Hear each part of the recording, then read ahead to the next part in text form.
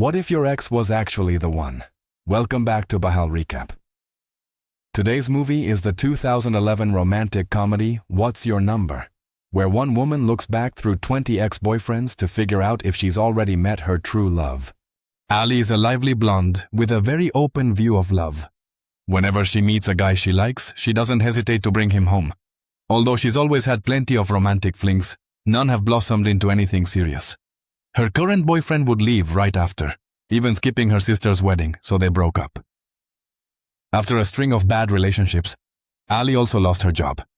Her boss called her in, blamed her poor performance, and suggested she switch careers since she kept dropping the ball, or else she'd drag the whole company down.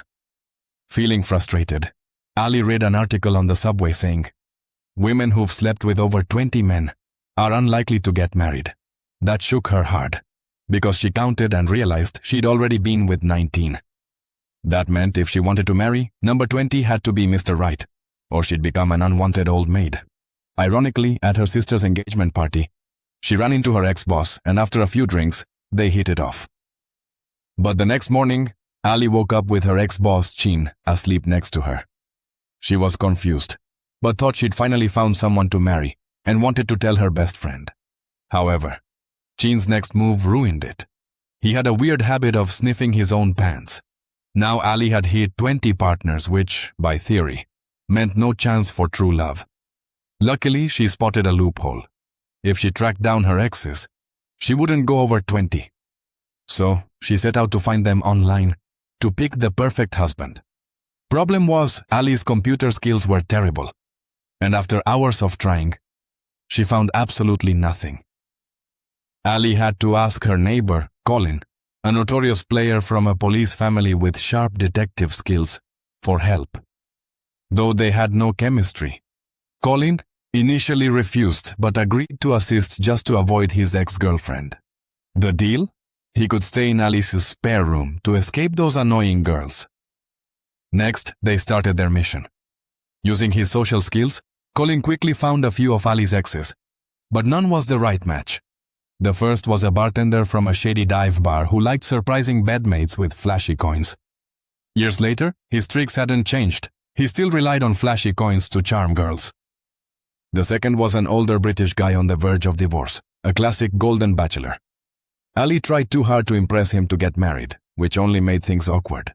Plus, their cultural differences were huge, so nothing came of it. The third was a low-tier puppet show actor, also the first man Ali slept with. He was obsessed with puppets, even involving them during sex. His strange kink had only gotten worse. From the start, he slipped into a split personality, lost in a three-way fantasy with himself and the puppets. The fourth was a stable OB/GYN who treated Ali well, but had completely forgotten about her, until reviewing some private letters reminded him of their past. The fifth was a black government worker, who wanted to marry Ali but had other motives. He wanted marriage as a cover because he's actually gay. Plus, several financial red flags made him no good. Colin found most of these guys were either married with kids or in prison.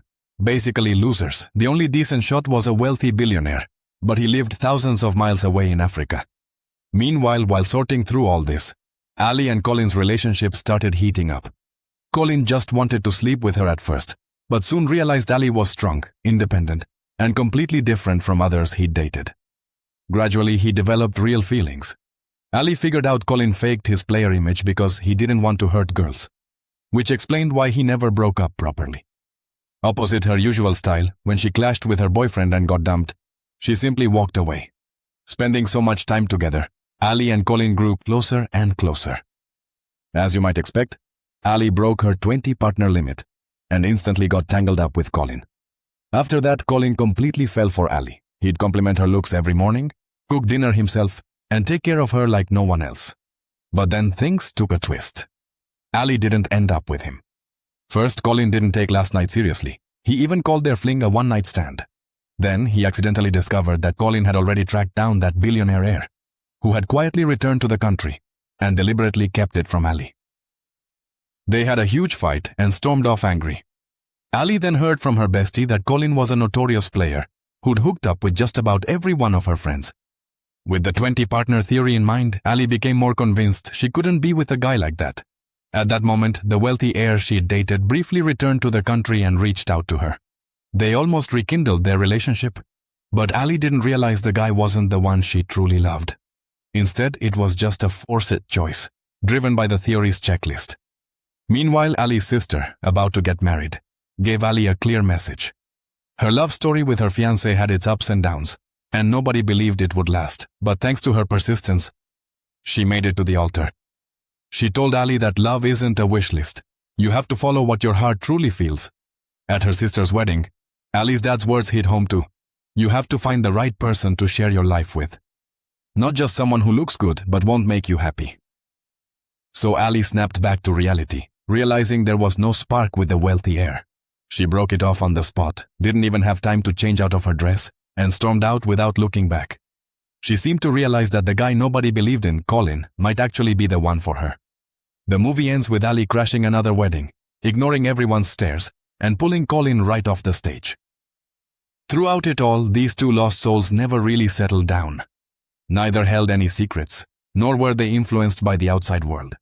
In the end, they found their way back to each other. And that's the end of the story. If you enjoyed it, make sure to like, subscribe, and stay tuned for more recaps. See you next time.